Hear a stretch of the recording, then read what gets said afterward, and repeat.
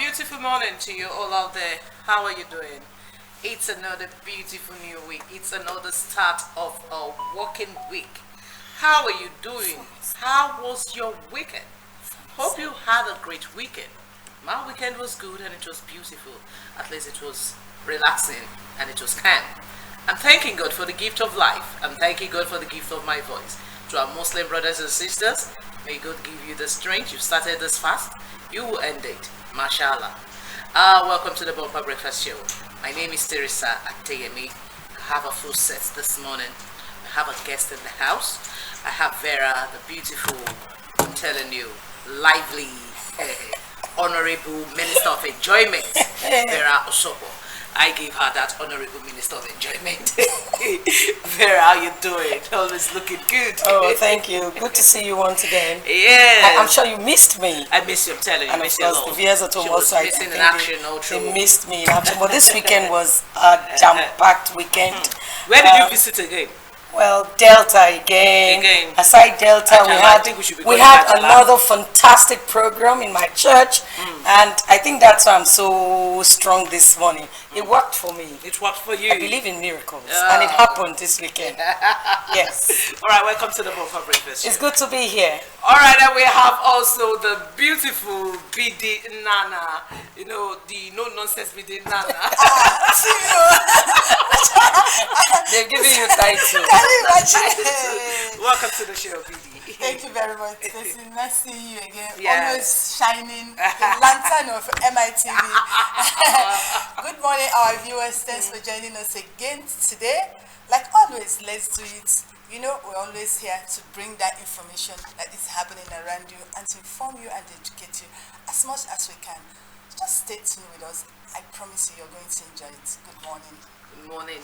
All right, we have Victor Kalu in the house, the MD and CEO of Zend. Good morning. Good morning. Good morning to you. Thanks for having me. Yeah, good morning to you. You know, this morning we'll be looking at the role of informal sector in economic development.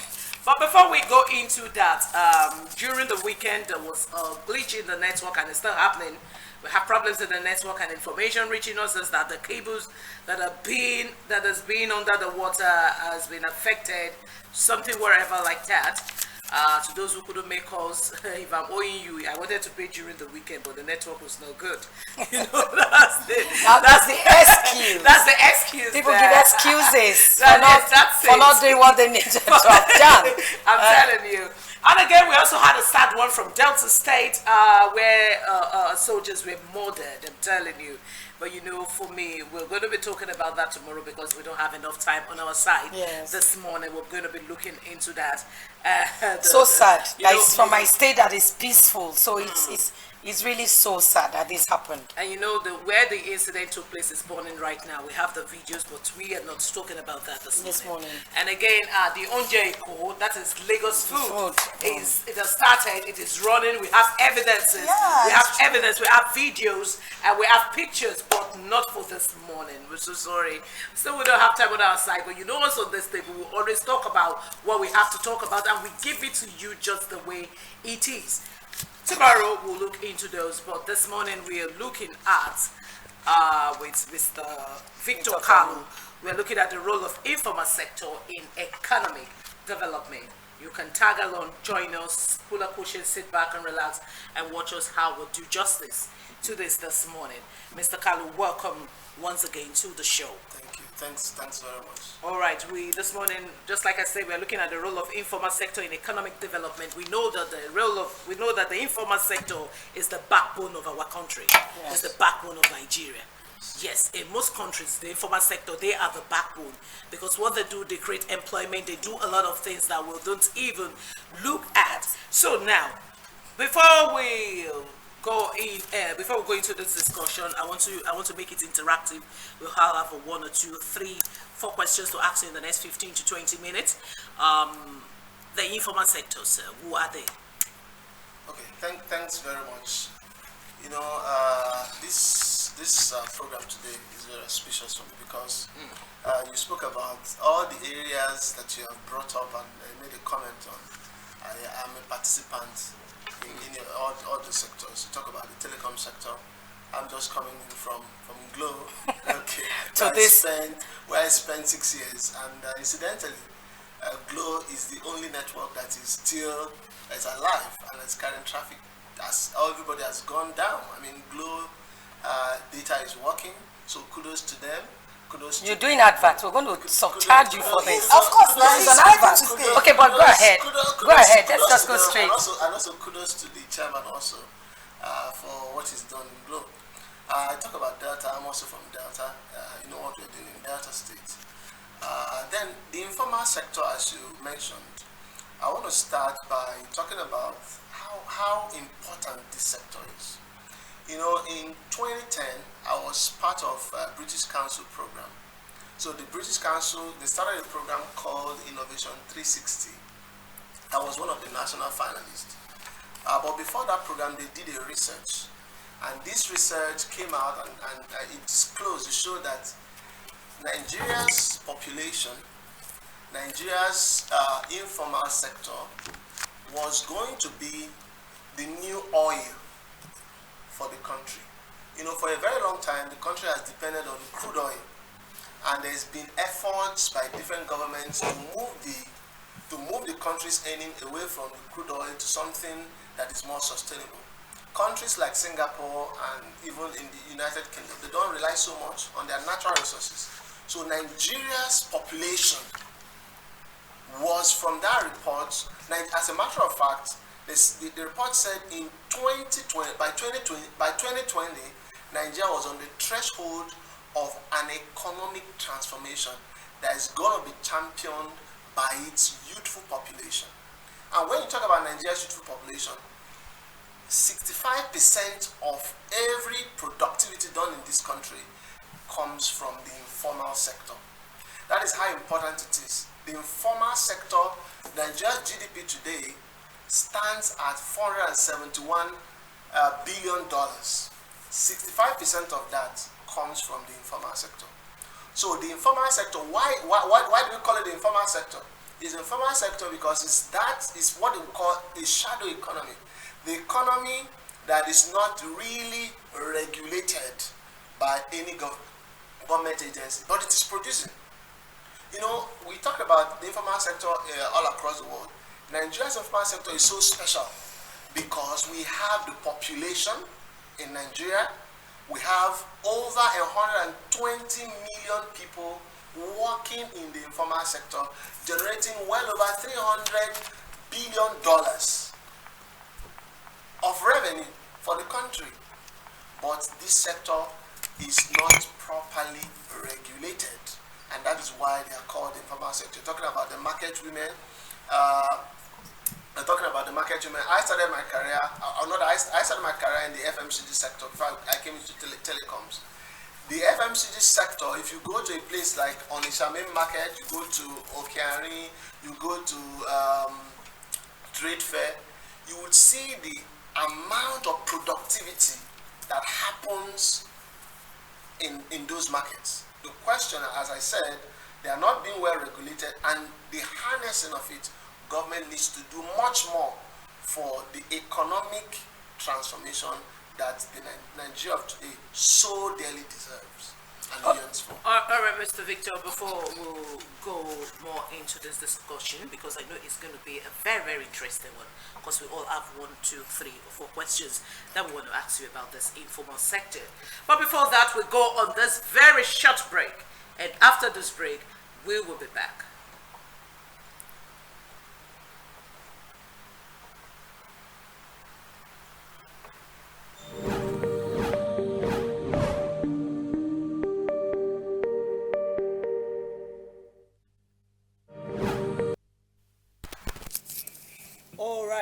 Welcome back. It's still the Bumper Breakfast Show, and we still have Victor in the house with us this morning. And Vera, I think you have a question you wanted to ask him before I called for the short break. Okay, before that short break, we're talking about the informal sector. And I want to ask, looking at the GDP of Delta State, if you go down November, they're trying to upscale it. And looking at the upscaling the social economy, well-being of the state, the citizens. Looking at this, as at last year towards the end they were looking at 6 billion monthly, and now 6 billion going to 12 billion monthly. How are you going to, because I know now you are in charge. You've just been appointed. I need to say congratulations. You've just been appointed by the governor to handle the informal sector in that state. How will you manage this? How are you going to achieve the aim of this, what you're doing right now? How will you achieve it? Thank you very much. You mentioned the plan of the government. Yes. But I want to first of all thank the governor and of course for the opportunity and the privilege to be given the appointment to assist and serve in generating revenue from the informal sector in Oshimili North and Oshimili South local government of Delta State. Oshimili South is the state capital. Okay. So I want to thank him for that appointment. I also want to thank the chairman of the Board of Internal Revenue, Okay. on whose auspices we operate, Mr. Solomon Rapata, for also the appointment. Thanks to Governor Sheriff for his vision. When we were asked to take on this role, the vision was actually to take it from, you mentioned 6 billion, but to 12 billion naira monthly, which is a stretch of what was obtained the previous year. And this goes to show his vision and his hunger to transform Delta State. Because you cannot do much in government if you don't have the resources to do what your vision that you've set on the table. So he has come with a grand plan, and he has also put the right people in places of importance to help with generating the revenue. So I thank him, and his plan, he started already. If you go to Warri, you go to Asaba, his programs are evident, across the state, littered all over the state. But he came in with what we call the more agenda. The more agenda, delivering much more because the Delta people deserve so much. You understand? And his plan is to deliver far much more than has been done previously in the state, to break the record in every area. And the informal sector, the empowerment of the informal sector is critical to his government, and also the contribution of the informal sector, the participation of the informal sector to governance is also very important to him, and that is where we come in. Okay, so I want to talk, for instance, one of the things that we brought to the table that we have told him is this: we are doing what we call Get It in Asaba. Get It in Asaba is a business directory. When you come to Asaba, it's difficult, before now, it's difficult for you to get products. It's not Asaba, it's not Lagos, where you can easily, on your phone, you see who is supplying cake for your birthday, car rental service and all that. So by the guidance of the government, we started Get It in Asaba, which is a business directory that exposes businesses in Asaba to people coming in from Asaba that is going to other locations, even in Southeast. You want to get any product or service in Asaba or Southeast, you can access those products through our directory. So that's one of the ways that we are helping to empower the informal sector, which I'm going to talk about much later in the program. But to answer your question, the government is very driven to what it wants to do to transform the lives of Deltans, and also to bring development, real tangible development, much more than they have ever seen through the more agenda. So we thank the government for this opportunity, and we are going to work according to the dictates that they have set for us. Thank you. That's very nice. Mr. Victor, informal sector in Nigeria, if you look at the number of people employed by governments and in Nigeria is about 26%. That leaves us with a greater number of Nigerians who are not employed in the hands of informal sector.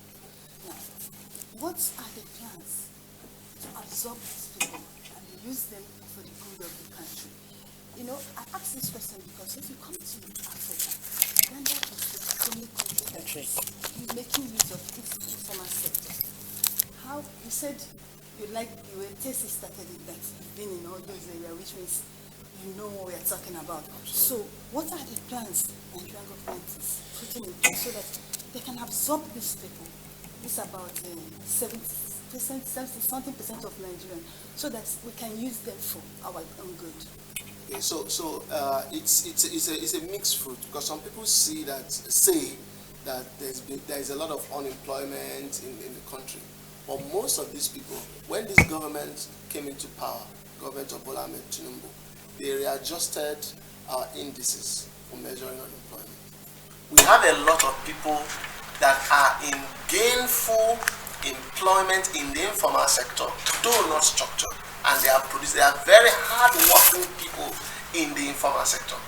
Are you saying that the shoemaker, the bricklayer, the constellars, they are producing? As a matter of fact, I told you that my career started from the FMCG. It will shock you that the mechanic on the road that is repairing vehicle, how much he makes in a month. You are a mechanic, you repair 3 vehicles, 10,000. That's a conservative estimate. You have made 30,000. 30,000 per day. In 30 days, you would have made 900,000 naira. How many people in the, I want to use the word, no offense, in the so-called formal sector make such salaries every month? So what government is doing, what government needs to do more, is to harness the potentials of the informal sector. A lot is already coming in. For instance, there's not much lending from the commercial banks to the informal sector, and that's a big problem. What is the problem? The informal sector has access to some form of credit, but those credits are very expensive. So the informal sector, they go to the thrift operators, go to the shadow lenders to borrow money, and they are borrowing this money at a very huge cost. You borrow money at 60% per annum. You'll be surprised. That is how much they borrow to pay, 60% per annum.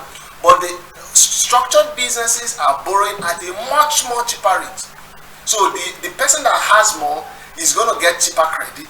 The informal sector is going to get very expensive credit and pay through his nose. That's one of the reasons why sometimes they default. So the government can empower the informal sector to better access to cheaper credits. Okay, so one of the things that we're also working on is to, in Delta states, to give access to cheaper credits to the operators of the informal sector, so that they can have inexpensive money. Imagine you borrow at 2% per month to do your business, and you know that what you're putting in, you're going to get it out. So the person has, money is an enabler. It will enable the person to do much more. That's what we're doing.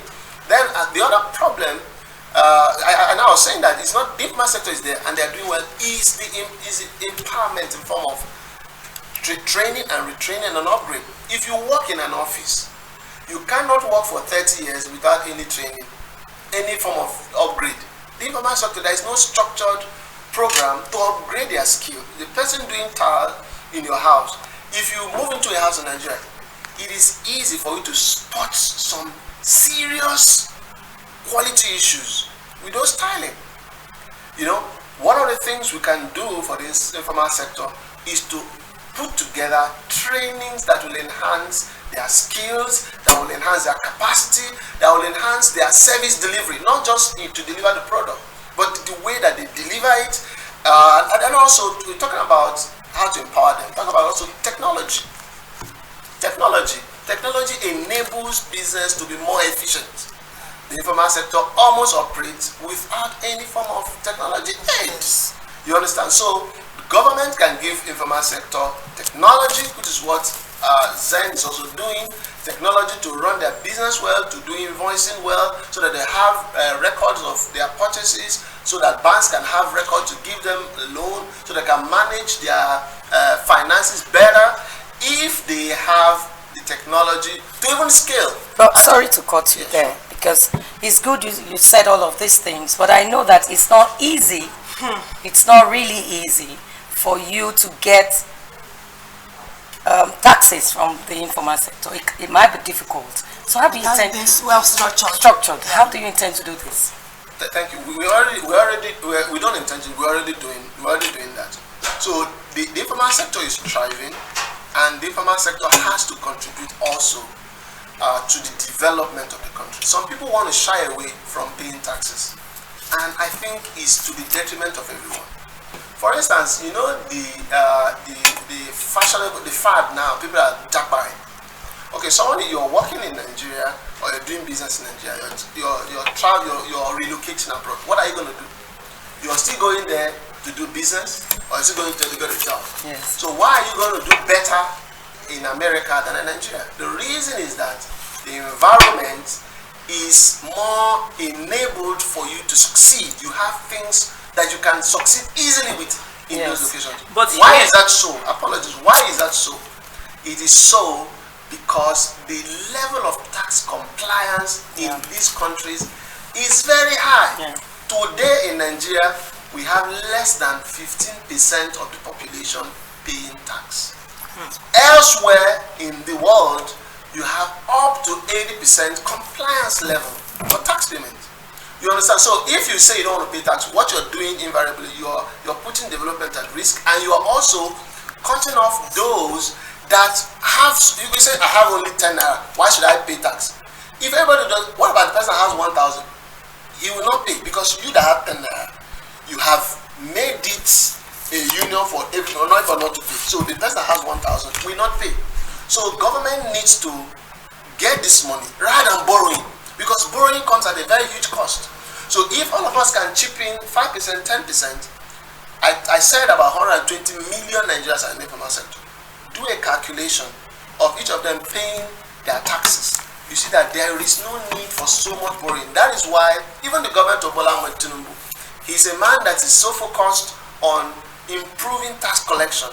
And what we've done in Delta State is that process from the informal sector has been automated. Excuse me, Mr. J, I like the example you cited in when they travel abroad. You see, the challenge we're having in Nigeria is good for people to pay tax, because when we pay tax, life is easier. An average Nigerian wouldn't have a problem in tax paying. But the problem, like you cited with developed world, is that they put things in place. Do you understand? The system is working. When you see what the government is giving at you, they give and they take from people.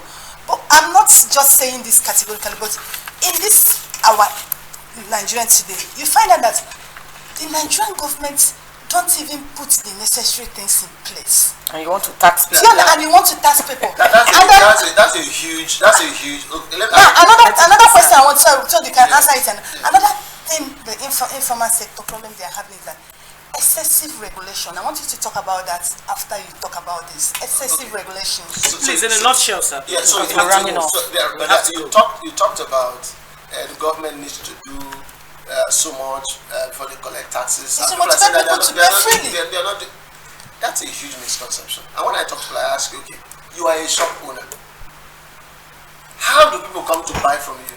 They will drive with their car through a road built by government, get to your shop, hold on, buy from you, and you collect let's say 50,000 naira. You want to collect 5 million, you collect 50,000 naira, you go to deposit in the bank without somebody coming to you with gun, collecting that money and going away.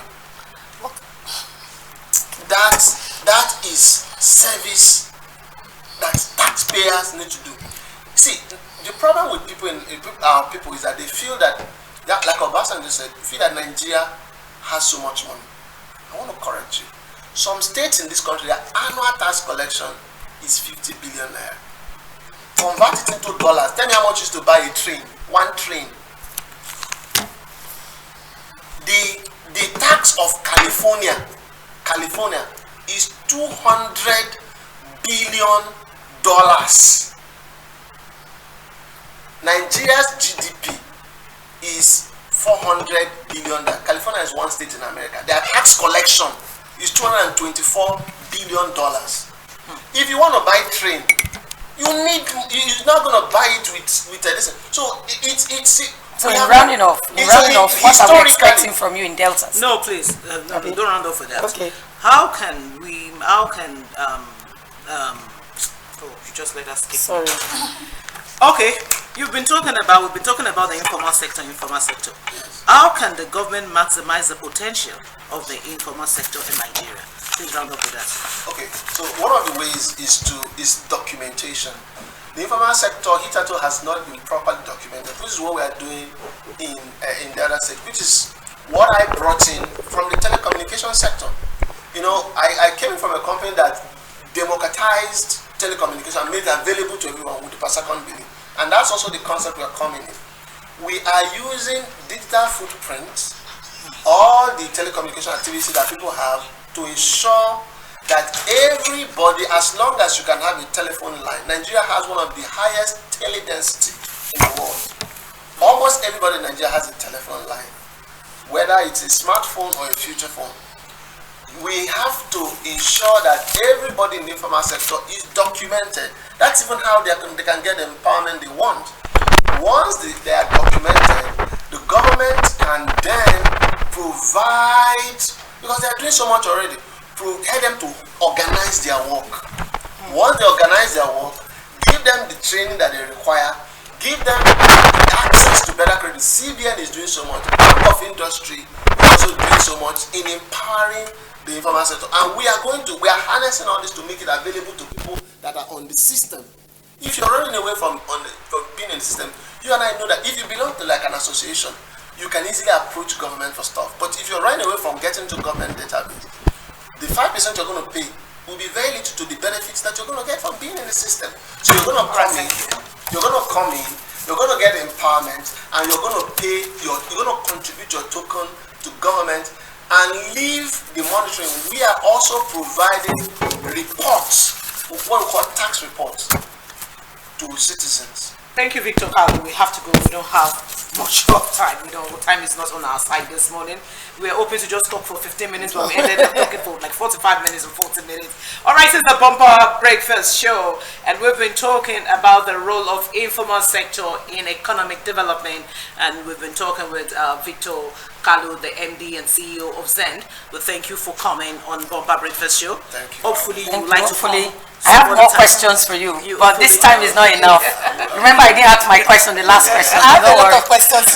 You need to be back here. This is a vibrant topic that I'm telling you, it all affects each one and every one of us, because the informal sector, you look at who are those we're talking about. We're talking about the corn roast, the corn seller, the tomato sellers, the yam sellers, the shoemakers, those people that do not pay tax. Those people that look irrelevant, but they are the backbone of the economy.